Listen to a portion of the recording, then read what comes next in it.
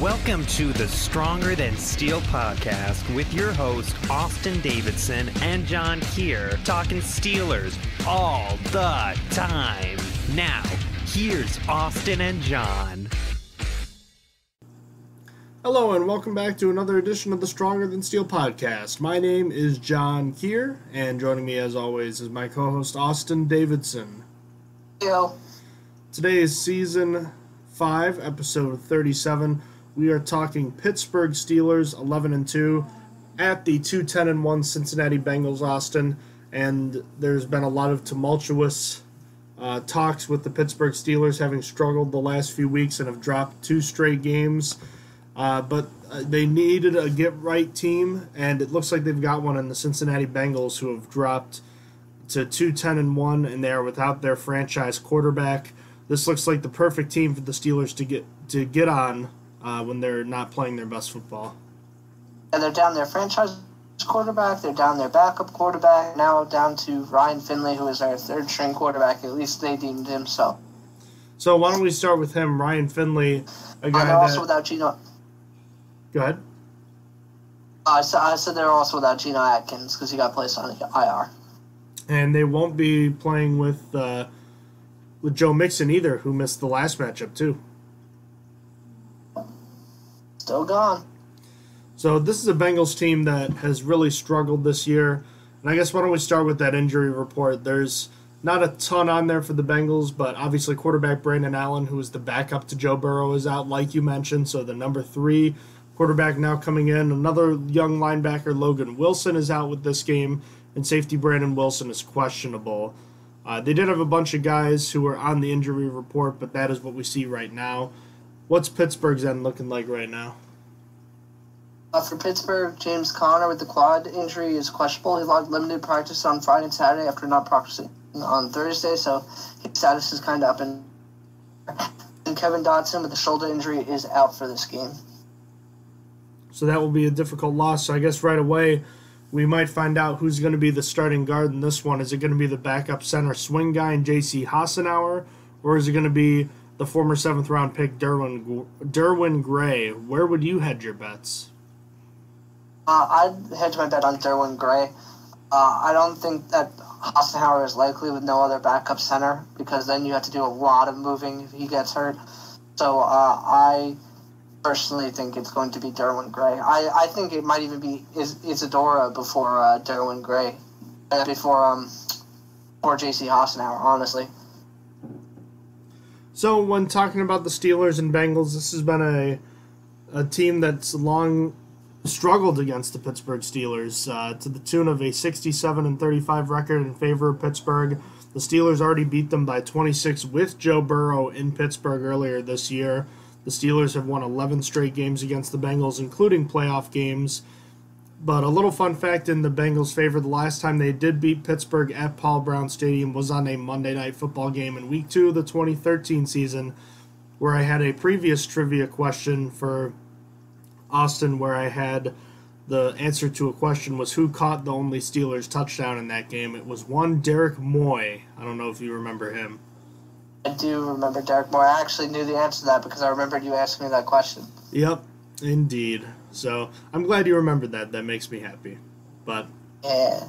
So what do we know about this team? So the Bengals are a team in transition right now at 2-10-1. You know, they were the worst team in the NFL last year and got Joe Burrow because of it. This is a team that largely, now that he's gone, looks like the same team they were last year. It's clear that he was a glue for that team, holding things together. Without him now, they are falling apart. Yeah, they don't look good. Altogether, they don't really have much left with all their injuries. Offensive line is still bad even without injuries, and they're all kind of banged up. They got their bang-ups and bruises. So down to quarterback 3, you're down to your second running back in Giovanni Bernard, who's not really good as a feature back. He's more of a good, sprinkling kind of guy, good pass catcher, not a very good runner. Their offense is a little bit depleted. And then on the other side, they're starting cornerback Sims as one of their 3 cornerbacks. It's tough. They don't have a lot of good things going for them this year, other than Jesse Bates and Tyler Boyd is pretty good, and T. Higgins is kind of solid coming out of this draft. Don't have much good with them right now. They're kind of looking forward to next year. Get a high draft pick, get something. Hopefully, get a offensive lineman to help Joe Burrow. At least probably 2 in the next draft, and then basically they should be packing it up for next year. It sort of seems as though they've kind of already started doing that, haven't they? I mean, the last.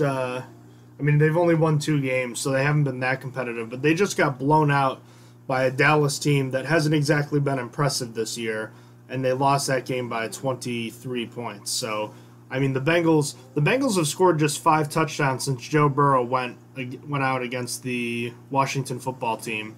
So, I mean, that really tells you all you need to know. He was the glue of the team, for sure. And obviously there are other issues there as well. Why don't we talk a little bit about Ryan Finley, I guess, since this is a quarterback the Steelers have seen before. I'm trying to remember that game way back in November last season. That was a game that dropped the Bengals to 0-11, fun fact. But that was the game Mason Rudolph got benched for Duck Hodges. Ryan Finley in that game, 12 of 26, 1 touchdown, no interceptions, 192 yards. So a decent statistical day. Was sacked 4 times, though, and was stripped by T.J. Watt in that game. Ryan Finley hasn't exactly played a lot of games. I'll have to look at his game logs, but this is a guy that seems like a limited quarterback who is just trying to survive as a backup right now. Yeah, honestly, I was pretty surprised that the Bengals went with Brandon Allen in the first place. I thought that Finley was the backup. I thought he played, I'm not going to say he played good, but I thought he played decent for what was around him. The Bengals weren't exactly a great team when he got to start. I mean, they're still not, but I feel like Finley might even be better than Brandon Allen, in all honesty. He's been in the system for longer, and he actually lots more starting time. I don't know. I didn't understand when Joe Burrow went down why Brandon Allen was made the starter. Brandon Allen's kind of interesting. He was the third quarterback named Allen that was making starts last year, and he was the forgotten one. Him and Ryan Finley, this is only their second year in the NFL, both of them. Brandon Allen being a rookie last year. Brandon Allen went to Arkansas, Ryan Finley, North Carolina State. So there's not exactly an experience question here. Brandon Allen has started 6 games in his career. Ryan Finley started 3. In fact, his career high in yardage came against the Steelers last year. So what you saw was Ryan Finley's best, and at the end of the day, this is a team just struggling with the lack of weapons right now, lack of offensive line and weapons that are solid but not good enough to get you over the top. Joe Mixon has only played in 6 games this year, like you said. I mean, their rushing attack has been pretty much as bad as the Pittsburgh's. I mean, it's been quite bad. All of their top ball carriers are averaging less than 4 yards a pop, and they just haven't had much explosion there. I mean, Mixon is leading the team with 3 rushing touchdowns. So is Joe Burrow. Those guys are out. They have 3 rushing touchdowns total from guys not named Burrow or Mixon. Yeah, that's absolutely wild. It's hard behind that offensive line to run, and the runners behind Mixon just aren't very good. Like I said, Giovanni Bernard's not built for that. Bernard is a good sprinkling back that's going to be a solid pass catcher. That's where he's dangerous. He's not good as a feature back. It's just that's why he's been around in the league for so long. He's just always been a good compliment. Yeah, so it's nuts. We were talking about the Bengals and their offensive line. It's funny, we were talking about that philosophical thing last year or earlier this year where it was like, would you rather have 5 decent chains or would you rather have 4 great chains and 1 broken chain? And for the Bengals, it's like their offensive line has been 1 solid chain and 4 broken chains. Jonah Williams has been solid this year, but I'm pretty sure he's been struggling with injuries lately, if I'm not mistaken. I mean, he was not on the final injury report, right? Isn't... see, that makes me curious, because I feel like they've been starting I don't even know how to say his name. I feel like they've been starting a Denji, which makes me think Jonah Williams is hurt for the year, but maybe I'm just going crazy. I don't know. Here we go. It looks like left tackle Jonah Williams is going to be able to start off-season workouts on time when the Bengals reconvene in April. Williams had been carted off with a right knee injury in the second half of last Sunday's game in Miami. Okay. Yeah, I was gonna say I felt like he was done for the year, and that's why they were starting a Denji or I recalled him getting hurt. So he was their best lineman by far, and now he's gone. So I mean, this Steelers defensive front should be able to absolutely destroy this offensive line and Ryan Finley at quarterback.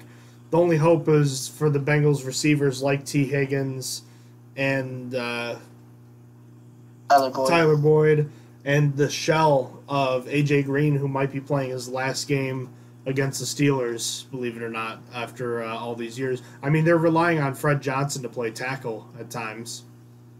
Yeah, that's tough. You're not going to win games that way. He was a undrafted free agent guard with the Steelers, and they're now kicking him out to tackle. That's not going to win you games. So defensively, when I look at the Bengals, I think it's quite simple. You come after them, not all the time, but you come after them on passing downs because that's what you do to young quarterbacks like Ryan Finley. But you try to make them earn their way down the field. Try not to give them big plays, but don't be afraid to be aggressive against young quarterbacks. It worked all year for them. Yeah.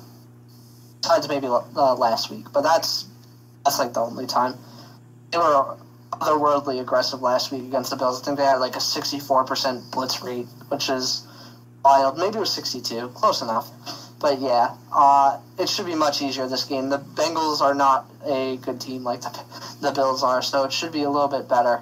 Honestly, there's really not. Literally, the whole thing is to defend Tyler Boyd, to defend T. Higgins, let A.J. Green beat you, Giovanni Bernard. Just take away those two and make Ryan Finley work with that. This is what I would do for this game. What a sad year it's been for A.J. Green. A guy that we have both loved watching as a part of the Bengals over the past decade now.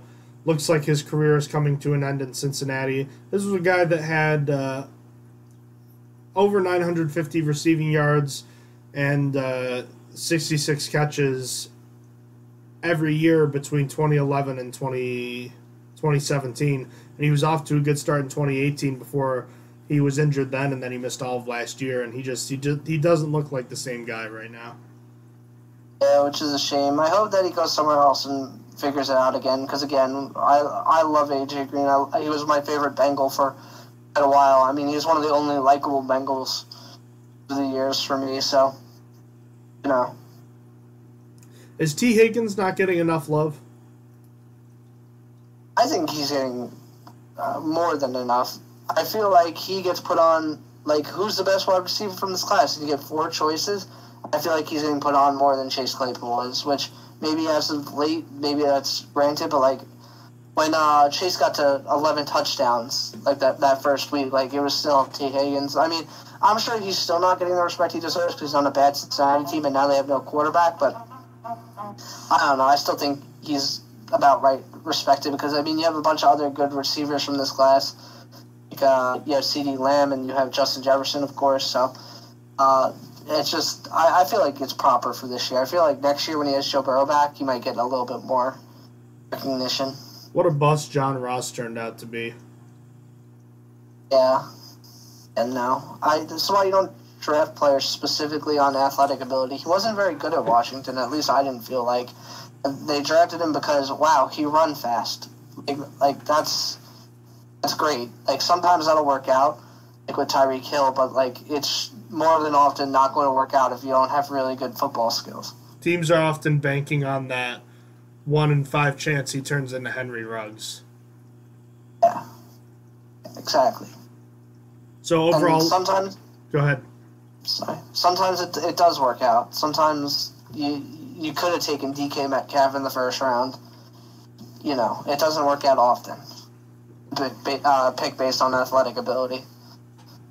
So, I mean, we've set up this offense. There's not a lot of pieces here. There's a couple guys that might worry you, but the Steelers' defense, even with their injuries, should be able to handle this Bengals front. and deal with them on the outside. I think it's going to be hard for the Bengals to surpass more than 14 points, honestly, unless the Steelers turn it over.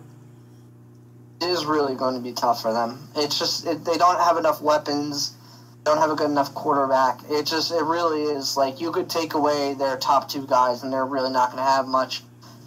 See, I'm not about blitzing in this game. I think you could win with a 4-man pass rush and make Ryan Finley try to make reads. I think that's going to just be awful for them.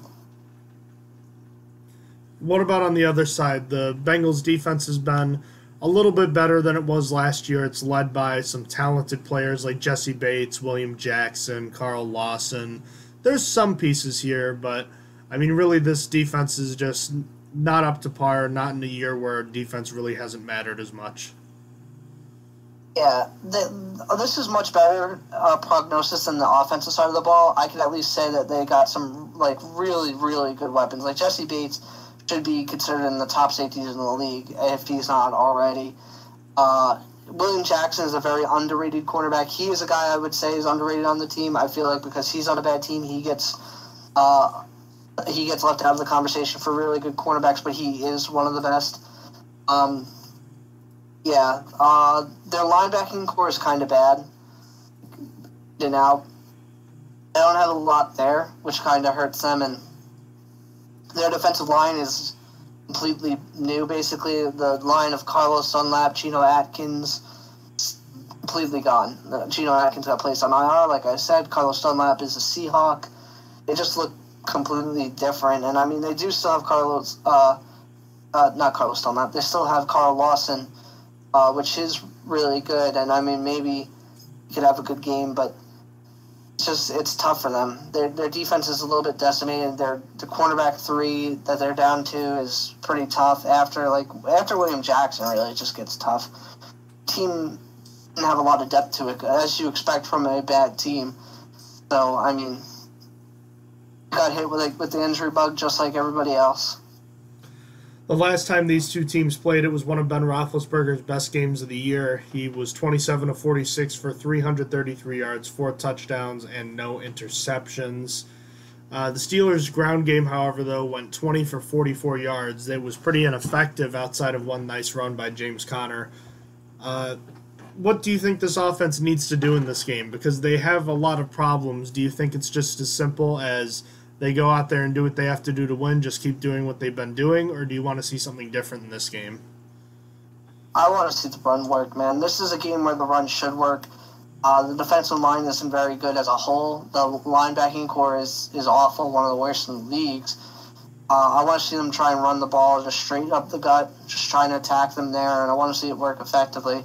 Obviously, I don't expect that because I feel like the Steelers are just going to end up throwing another 40 times in this game. Because that's been what's happening, but I would love to see them build some confidence against a team that you're supposed to be able to run against, basically.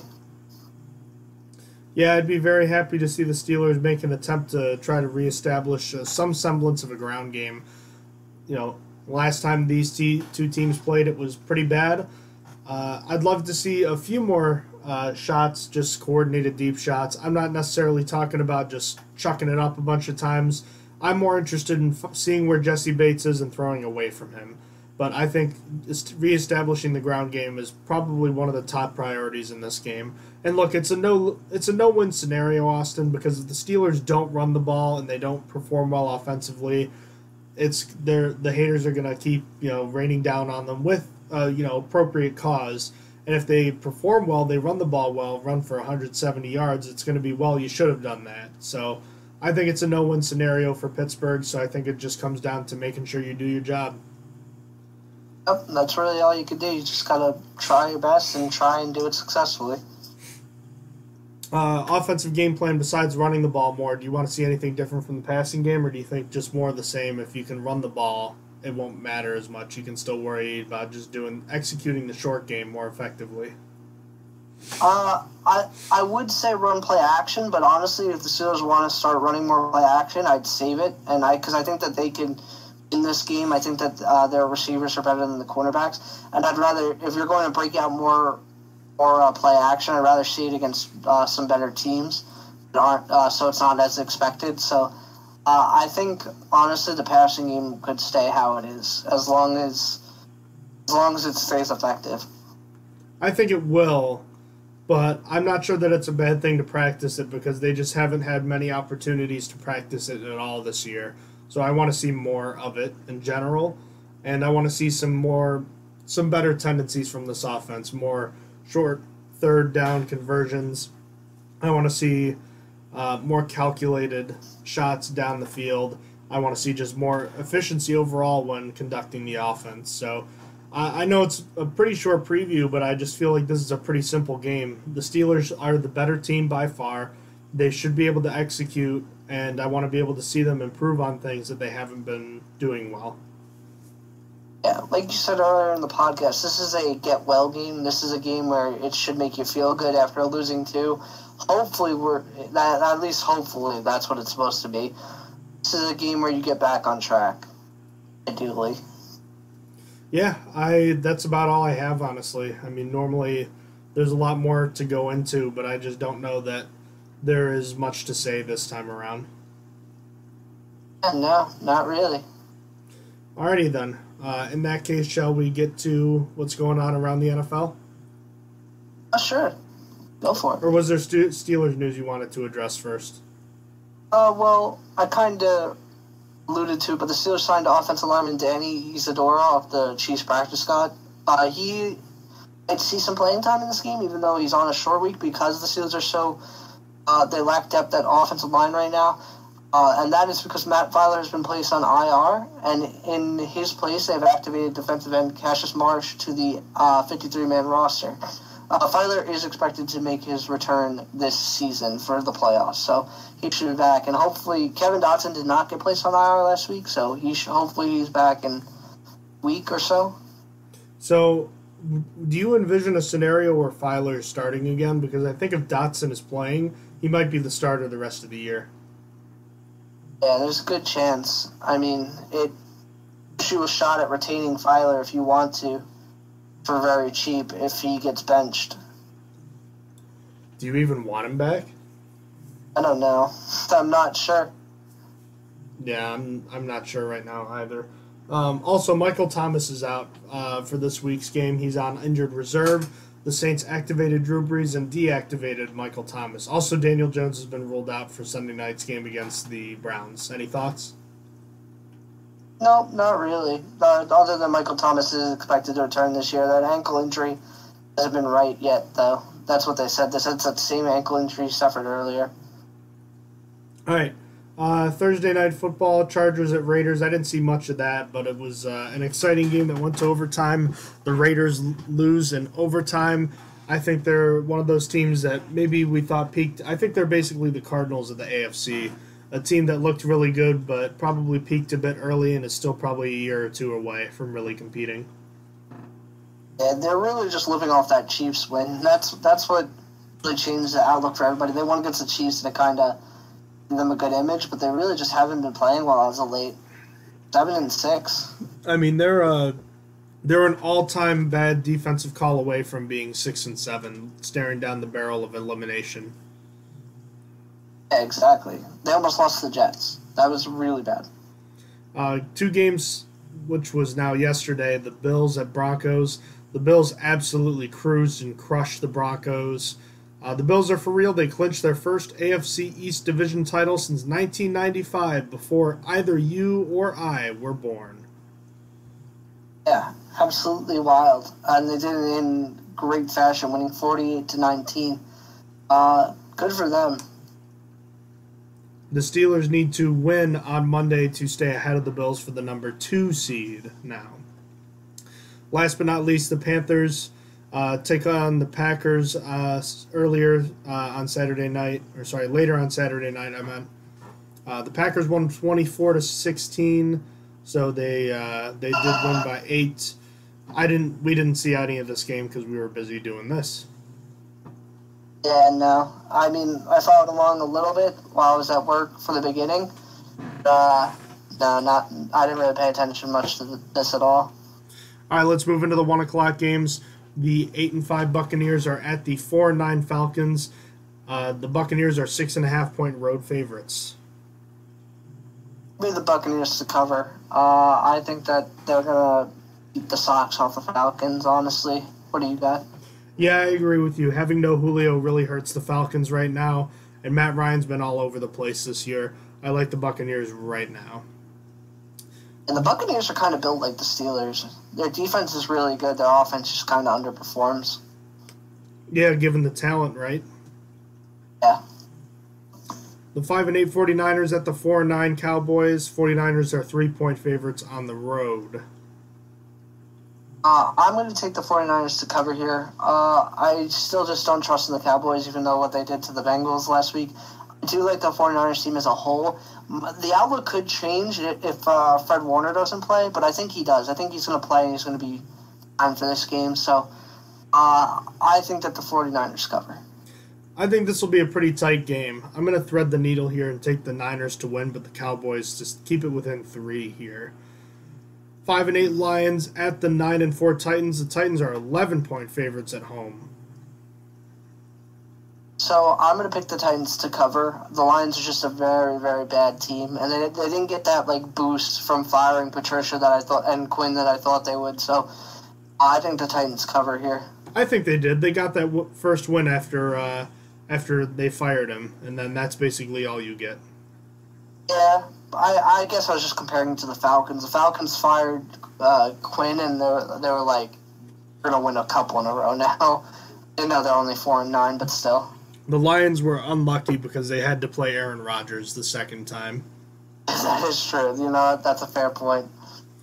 The 4-9 Texans at the 9-4 Colts. This is one of those weird scenarios where, oh, by the way, completely random tangent. Austin, I was bored out of my mind at work a couple weeks ago, and the thought occurred to me that there's a possibility that the Falcons or Saints could play 14 of their 16 games indoors in a given year. Really? Yeah. Yep. So, obviously you have 8 home games, right? So there's 8 right there. The 9th game at New Orleans or Atlanta would be in a dome, so that's 9.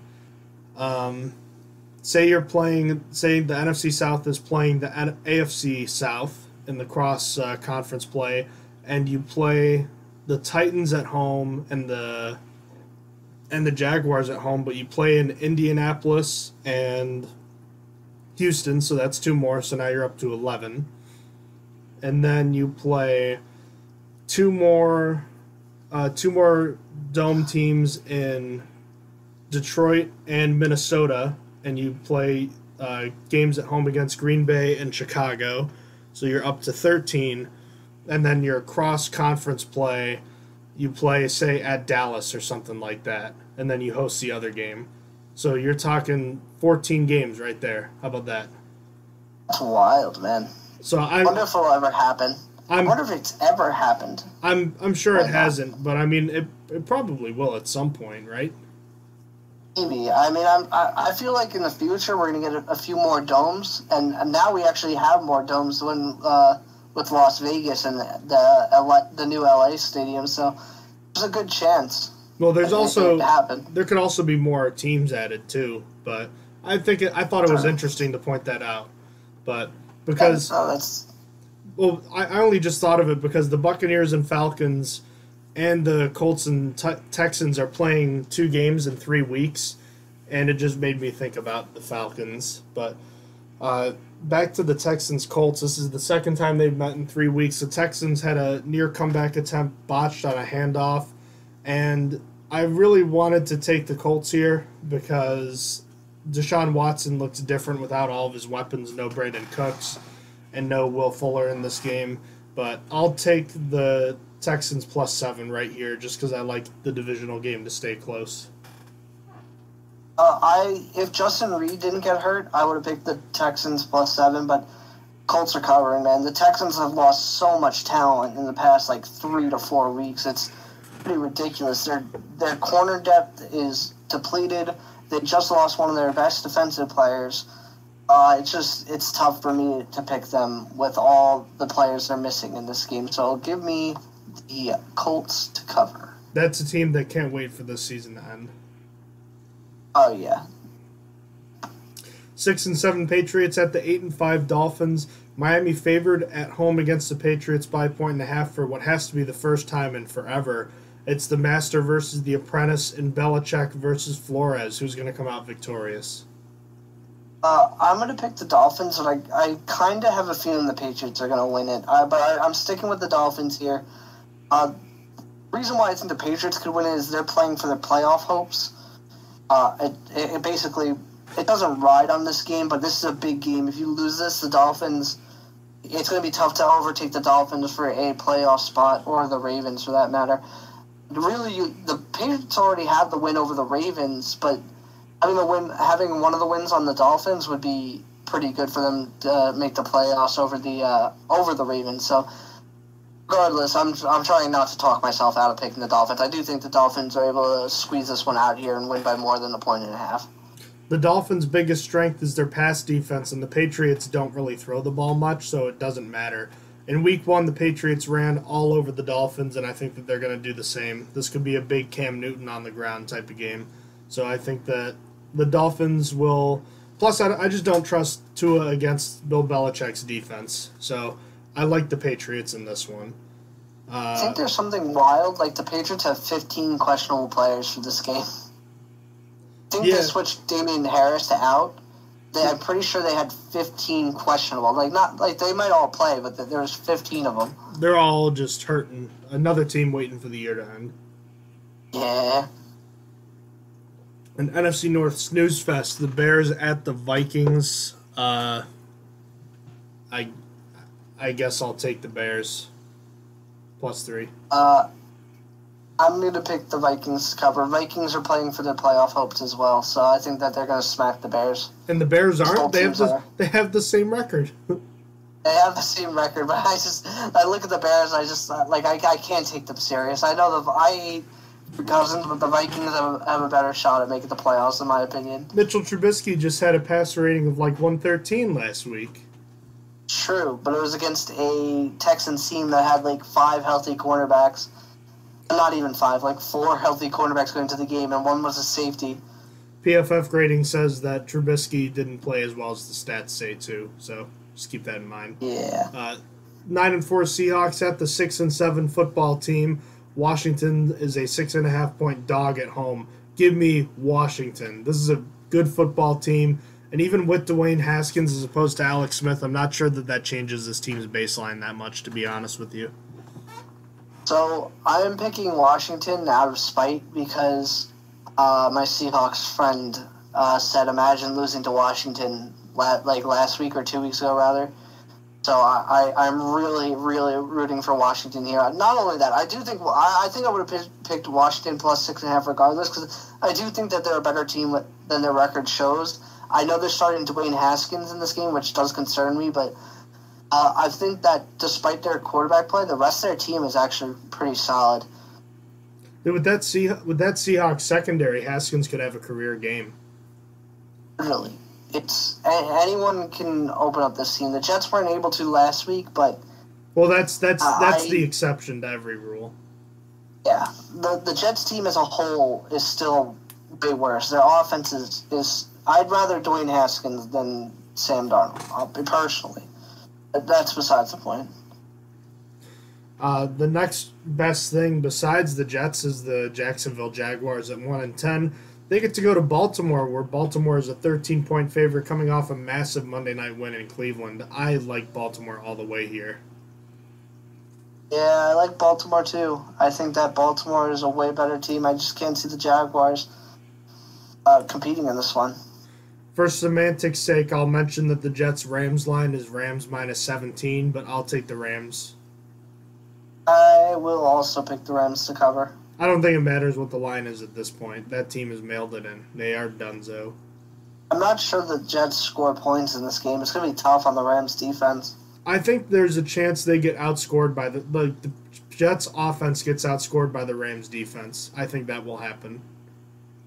It's not out of the realm of possibilities, that's for sure. The Jalen Hurts Fighting Eagles against the Arizona Cardinals. Arizona's getting 6.5. That's interesting. I wasn't buying into Jalen Hurts and the Eagles as much as everyone was. It was only one game. And the Cardinals have been skidding, but I think the line by Vegas kind of tells you how little they're buying into Jalen Hurts this early. I agree with them. Give me the cardiac cards. I'm going to pick the Cardinals, too. I kind of thought about taking the Eagles about a minute, but I was like, I don't know. I think that Jalen Hurts game it was only one game. Love to see, so I'm picking Cards, too. He didn't throw the ball well. He just ran for 100 yards. Yeah, he had the Lamar Jackson game. People seem to love that. I don't know.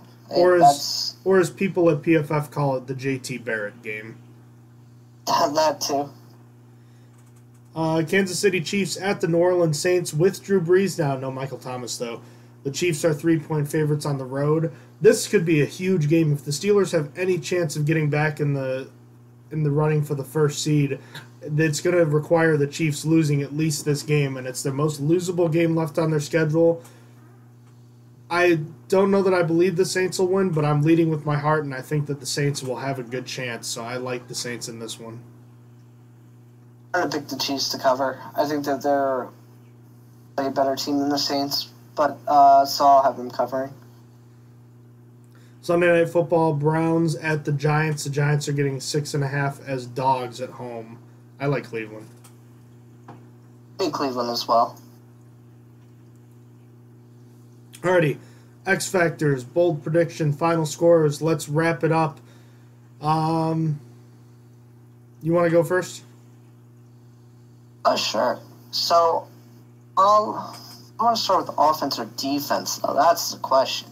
I'm going to start with defense. I'm going to pick Joe Hayden in his return to cover for really anyone. I don't think he's going to shadow anyone, but I just think that Joe Hayden in his return is going to be big in shutting down Tyler Boyd and T. Higgins. I'm really not worried about AJ Green, honestly. So I'll leave it at that. So Joe Hayden for defense. On offense, I'm going to pick Derwin Gray because I feel like that's like the biggest weakness the Steelers have going to the game, at least the most apparent. I guess I'll make it Derwin Gray / Isadora if he starts. I really doubt Isadora starts in about 3 days. He had to go through COVID protocols too. So, but just in case, I'll cover my bases and say him and Derwin Gray. But anyhow, we don't know how they're going to play. So that's what I'm worried about. So I think that they could be game changers here. How about you? I'm going to take Deontay Johnson on offense just because he's been having the yips with the drops lately here. I want to see him get a chance to turn it around here. And on defense, I'm going to take T.J. Watt, who was a Defensive Player of the Year candidate but struggled last week. I like him to get back on track in this one.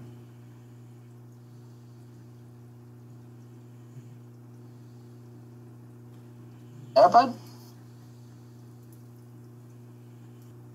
Go ahead and give me your bold predictions, man. So my bold predictions are going to be Joe Hayden gets 3 picks, no penalties on the left guard, and no sacks given up. Then the Steelers hold the Bengals to less than 25 rushing yards. How about you? I'm sorry, I completely forgot. We had a mix-up with the audio there. Do you remember if you had fully explained your X Factors yet? Pretty sure I did. Okay, so I just need to say mine. Okay. All right, but... you said your X Factors. Oh, yeah, that's right, I did. Yeah. So I had Deontay Johnson on offense and T.J. Watt on defense. I have Deontay Johnson going over 150 yards and 0 drops. That's the big one right there. And I also have T.J. Watt getting saucy with a 3-sack game and forcing a fumble like he did last year in Cincinnati. And I have Ben Roethlisberger throwing for 400 yards. And then I also have an extra one in case, for whatever reason, the Bengals feel like running a fake punt when they're down by 20 points. I'm all for it. So I'd like to see that again. So, we got the scene set, an 11-2 team against a 2-10-1 team. The Bengals are 13-point underdogs to Pittsburgh at home, having only beaten the Steelers one time in that building in the last 11 years. How do you see this one playing out? I have the Steelers getting back on track and win 30-12, getting a 30-point game. Really, they have been over 20 points in the past 2 weeks, but getting a 30-point game, getting back on track, and beating the socks off the Bengals. How about you? I have the Steelers winning by two scores, though not quite as impressive as Austin's final score. I have a 27-13 final score. This is a game the Steelers have to have, and I don't know that it's one that they have to play great in, but we need to see some progression here. And if the Steelers are going to get back to where they need to be, to where they want to be, it's going to start with a workmanlike or even a little better performance in this game. I think they can do it, but will they or won't they is a big question. I mean, what are we going to be saying if they only win by like a field goal or something? I think that'll be ultimately pretty disappointing. So, I mean, I guess time will tell, but there's also a chance the Steelers will have the division wrapped up if the Browns lose on Sunday night by the time the Steelers... It doesn't even matter. Steelers just got to win. Well, what I'm saying is they could already have the division wrapped up beforehand. Yeah, my bad. So, like, there's a possibility the Steelers could go into this having won the division already. I don't think it's likely, but it is possible. So, I think the biggest thing right now is just focusing on the way you're playing. So, I hope that we get to see the first step towards getting back to where they want to be. That'd be nice. All right, Austin, I think we're all set then. Alrighty then. Well, ladies and gentlemen, thank you as always for listening to the Stronger Than Steel podcast. If you have any questions about the show, please feel free to email us. Our email is strongerthansteelpodcast@gmail.com. Check out our episodes posted on SoundCloud and YouTube, and feel free to check out our social media on Instagram, Facebook, and Twitter. Austin, thanks for joining me, and enjoy the game on Monday night.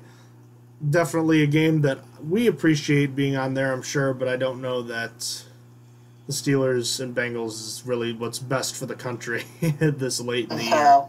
Who really? No, not at all. I mean, I guess they were thinking Joe Burrow, right? Yeah, I mean, I'm sure they expected this to be a little bit of a better game. Don't we all hope that he can come back sooner than later? But until then, Steelers should be able to get a win here. It would be pretty disappointing if they don't. But in the meantime, thank you for listening to the Stronger Than Steel podcast. Have a terrific night and enjoy the game on Monday. Bye. You have been listening to Stronger Than Steel podcast. Thank you for joining us today, and don't forget to check out our website listed in the description below.